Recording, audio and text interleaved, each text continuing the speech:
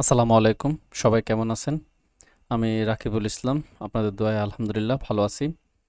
তো আমি ট্রাই করতেছি হাঙ্গেরি স্টুডেন্ট ভিসার A to Z সব কিছু আমার এই প্লেলিস্টের মধ্যে আপলোড করার জন্য। আশা করি যাতে করে আপনারা নিজেরা বাসায় বসে বসে সব কিছুই অ্যাপ্লিকেশন করতে পারেন। সো আপনারা যদি এই ভিডিওগুলো দেখতে যদি কোনো ধরনের সমস্যায় পড়েন তাহলে অবশ্যই আমার সাথে হোয়াটসঅ্যাপে কানেক্ট হতে পারেন। এই নাম্বার আমার হোয়াটসঅ্যাপ আছে, অথবা ভিডিও ডিসক্রিপশন বক্সে আমাদের হোয়াটসঅ্যাপ গ্রুপের লিঙ্ক আছে, সেখানে জয়েন হতে পারেন। আজকে আমাদের যে টপিক নিয়ে আমরা আলোচনা করব সেটা হচ্ছে আমরা কিভাবে একটা ফিনান্সিয়াল এফিডেভিট তৈরি করব, অথবা ফিনান্সিয়াল এফিডেভিট দেখতে আসলে কেমন হয় সেই বিষয়টা নিয়ে একটু আলোচনা করব, যেহেতু এটা খুবই একটা গুরুত্বপূর্ণ documents for Hungary embassy. So দেখা যাক কিভাবে আমরা এটা সাজাতে পারি।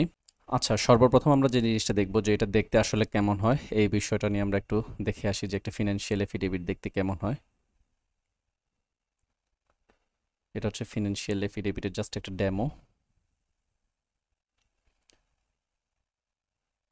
তো এই জিনিসটা তোমরা আসলে বানাবা কিভাবে সেই বিষয়টা নিয়ে আলোচনা করে এটা বোঝানোর আগে প্রথমে হচ্ছে তোমরা একজন ভালো লয়ারের কাছে যাবা, যারা হচ্ছে গিয়ে তোমাদের ফিনান্সিয়াল এফিডেভিট নিয়ে যারা কাজ করে, যারা স্টুডেন্ট ভিসা নিয়ে কাজ করে, সরি স্টুডেন্ট ভিসার এই ফিনান্সিয়াল এফিডেভিট নিয়ে যারা কাজ করে সেই ধরনের একজন উকিলের কাছে যাবা, তাহলে উকিল তোমাদেরকে এই বিষয়গুলো লিখে দিবে। আর তুমি যদি মাইক্রোসফট ওয়ার্ডের কাজ পারো তাহলে এরকম লেখাগুলো তুমি তোমার নিজের মতো করে সব কিছু সাজাবা, সাজায় দেন হচ্ছে একটা দোকানে গিয়ে 100 টাকার স্ট্যাম্প কিনবা, তিনটা তিনটা কিনে জাস্ট এগুলো প্রিন্ট করাবা। প্রিন্ট করাইয়ে দেন হচ্ছে এটা একজন লয়ারের কাছে যাবা, লয়ারকে বলবা যে এটা নোটারাইজড করাই দিতে, তাহলে হয়ে যাবে। এখন দেখা যায় যে অনেক সময় লয়াররা এটার জন্য প্রায় 2,000-3,000 টাকা চার্জ করে থাকে। আর তুমি যদি মাইক্রোসফট ওয়ার্ডে পারদর্শী হয়ে থাকো তাহলে কি হবে, তুমি জিনিসগুলো সব কিছু নিজে নিজে লিখবা, তোমার সকল ইনফরমেশন লিখবা, এখানে কোনো চার্জ নেই। লেখার পরে তুমি একটা একজন ভালো মানুষ থেকে, ভালো মানুষ বলতে যারা হচ্ছে এই মানে ফিনান্সিয়াল, সরি 100 টাকা যে স্ট্যাম্পগুলো বিক্রি করে দোকানে, সেসব দোকানে যাবা, তাদের থেকে তিনটে স্ট্যাম্প 110 টাকা করে মেবি নিবে, 100 টাকার স্ট্যাম্প 110 টাকা করে নিবে। দেন তিনটে স্ট্যাম্প কিনবা, বা অথবা 2 পেজ হলো দুইটা স্ট্যাম্প কিনবা। কিনে যে কোনো একটা দোকানে যাবা, বলবা যে আমি এটা প্রিন্ট করাবো। প্রিন্ট করানো সর্বোচ্চ এত বড় পেজ হয়তো বা 20 টাকা করে নিবে। তাহলে এটা প্রিন্ট করাবা, দেন একজন উকিলের কাছে যাবা, উকিল সেটাকে নোটারাইজড করে দিবে। ধরো নোটারাইজ করে তোমাদের হয়তো বা 200-300 টাকা বা 100-200 টাকা খরচ হবে, বেশি না। তো সর্বশেষ তোমার 500-600 টাকার মধ্যে এই জিনিসটা হয়ে যাচ্ছে। আর অন্যদিকে তোমরা যদি এটা দোকান থেকে লিখায়া করো, সেক্ষেত্রে তোমাদের 1500 থেকে 2000 টাকা খরচ হতে পারে। এটা হচ্ছে ওভারঅল একটা থিঙ্কিং দেওয়ার ট্রাই করলাম যে কীভাবে একটা ফিনান্সিয়াল এফিডেভিট কম টাকার মধ্যেই তোমরা করে ফেলতে পারো। এখন আসা যাক একটা ফিনান্সিয়াল এফিডেভিটের মধ্যে আমরা কি কি জিনিসগুলো লেখা লেখা থাকে। এখন এই জিনিসটাতে আসলে কি কি লেখা থাকে আমরা সেই বিষয়টা নিয়ে একটু আলোচনা করব। প্রথমে লেখা থাকবে before the notary public Dhaka Bangladesh affidavit of financial support, এটা যেখান থেকে করাবা সেই জায়গার location, undertake sufficient strong family social economic in favour of, এখানে তোমার নামটা হবে। তোমার নাম, ধরো আমার নাম রাকিবুল ইসলাম, তাহলে এখানে নাম হবে, আমার নাম হচ্ছে রাকিবুল ইসলাম। আমার নাম হচ্ছে ধরো রেজাল করিম, তাহলে আমার নাম এখানে হবে রেজাল করিম। আমার নাম ধরো এখানে কোনো একটা মেয়ের নাম তাহমিনা সুলতানা, তাহলে যে স্টুডেন্ট সেই স্টুডেন্টের নাম এখানে হবে। For higher study in Hungary, যে দেশের জন্য যাবে সেই দেশের নাম। এরপরে আই, এই লেখাটা আসলে লিখতেছে কে, এই সবগুলো লিখতেছে হচ্ছে তোমার স্পন্সর। তোমার স্পন্সর যদি তোমার মা হয় তাহলে এখানে তোমার মায়ের নাম হবে, এখানে কিন্তু স্টুডেন্টের নাম হবে না। এখানে হবে কি, যে স্পন্সর তার নাম, বাবার নাম হলে বাবা, বাবা যদি স্পন্সর হয় তাহলে বাবা, মা যদি স্পন্সর হয় তাহলে মা। তো আমি ধরে নিলাম আই, স্পন্সরের নাম Abul Kashem, wife of, car wife, এখানে তোমার মায়ের নাম বসবে, মানে তোমার স্পন্সরের ওয়াইফের নাম। আর এখানে যদি মা স্পন্সর তাহলে এখানে লিখবে হাজব্যান্ড অফ, যে হাজব্যান্ড তার নাম লিখবে, ফাদার নেম। এখন এখানে ফাদার নেম বলতে তোমার দাদার নাম বোঝাচ্ছে, যেহেতু এখানে বাবাকে আমি স্পন্সর দিলাম তাহলে আমার বাবার বাবা হচ্ছে কি আমার দাদা, মাদার নেম হচ্ছে আমার দাদির নাম। যেহেতু এই লেখাটা আমার বাবা আমাকে স্পন্সর করতেছে, তার মানে আমার বাবা তার ইনফরমেশনগুলো এখানে দিচ্ছে। দেন পার্মানেন্ট অ্যাড্রেস, আমার বাবা তার পার্মানেন্ট অ্যাড্রেসগুলো এখানে লিখবে।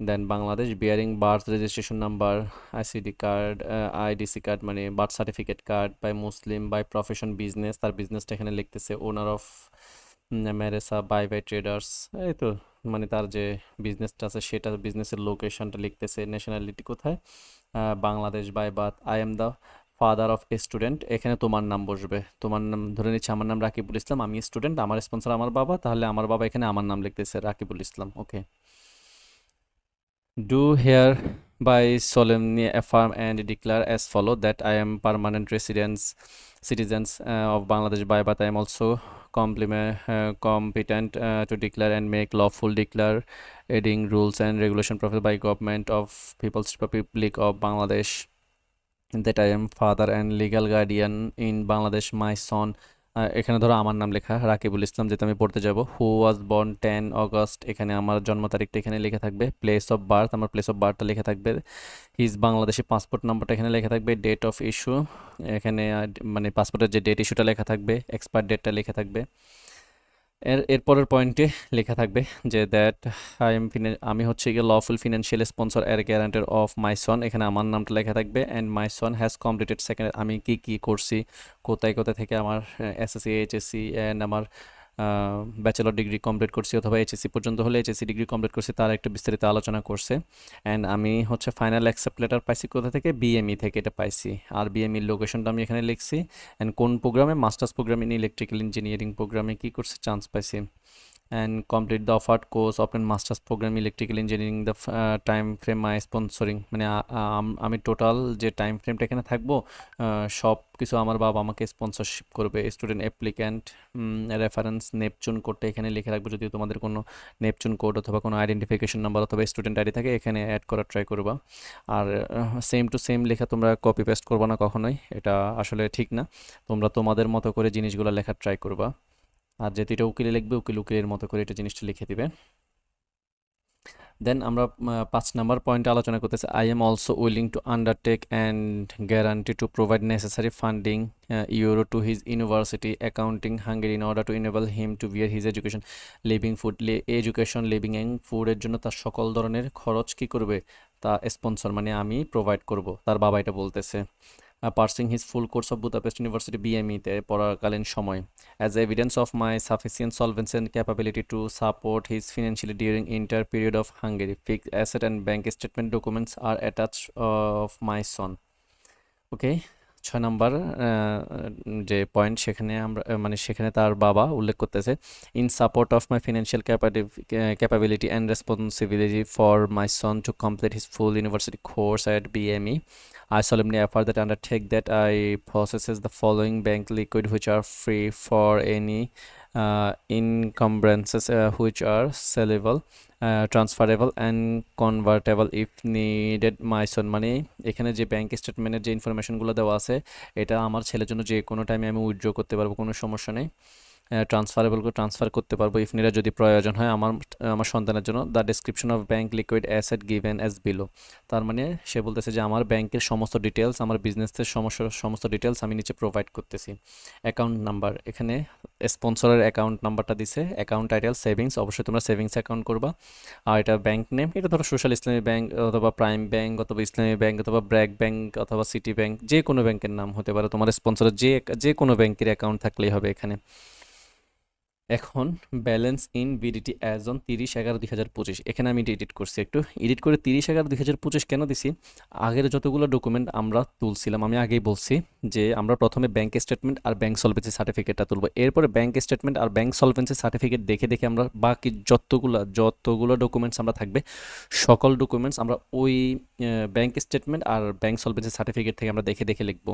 সো ব্যাংক সলভেন্সি সার্টিফিকেট আমরা কয় তারিখ তুলছিলাম, যেহেতু আমরা 30 তারিখ তুলছিলাম, এই কারণে এখানে 30/11/2025 হয়েছে। 30/11/2025 ইউরো রেটে কত ছিল, 135.001, 135.001, সরি আমি একটু ছোট করে নিই, সরি 135.001। আর আমরা ওই সলভেন্সি সার্টিফিকেটটা কবে তুলছিলাম, 30/11/2025, এই কারণে ওই তারিখটা এখানে বসছে, এই অ্যামাউন্টটা এখানে বসছে। আচ্ছা, 30/11/2025 আমাদের ব্যাংক স্টেটমেন্টে লাস্ট অ্যামাউন্টটা কত ছিল, 23,89,000 টাকা, এই টাকাটা আবার এখানে বসছে। দেখো ব্যাংক সলভেন্সির যে টাকাটা সেটা অ্যাপেন্ডিক্সে বসছে, তারপর রেসিডেন্স পারমিটে বসছে, এখন ফিনান্সিয়াল এফিডেভিটেও বসতেছে। আবার ব্যাংক সলভেন্সি সার্টিফিকেটে আমাদের ইউরোটা কত ছিল, 17,696.28 ইউরো, সেটা আবার এখানে বসছে। এটাও সেম, আগে যে টাকাটা সেটা এখানে, যে ইউরোটা আগে ছিল সেটা এখানে বসছে। ওকে, পূর্ববর্তী ভিডিওটা দেখলে তোমরা এই বিষয়টা আসলে ক্লিয়ার হবা। পূর্ববর্তী যে আমার ব্যাংক সলভেন্সি অ্যান্ড ব্যাংক স্টেটমেন্টের যে ভিডিওটা, সেটা দেখলে এই ভিডিওটা বুঝতে তোমাদের খুবই ইজি হবে। ওকে, নিচে আসি। The valuation of my fixed asset, কেউ যদি তার অ্যাসেট দেখাইতে চায় তাহলে সেইগুলো দেখাইতে পারে, বাট হাঙ্গেরির ক্ষেত্রে এগুলো আসলে কোনো দরকার হয় বলে আমার মনে হয় না। জাস্ট ব্যাংক স্টেটমেন্ট আর বিজনেসের যে ইনফরমেশন সেগুলো দেখাইলে হয়। তোমরা চাইলে অ্যাসেট দেখাইতে পারো এইভাবে।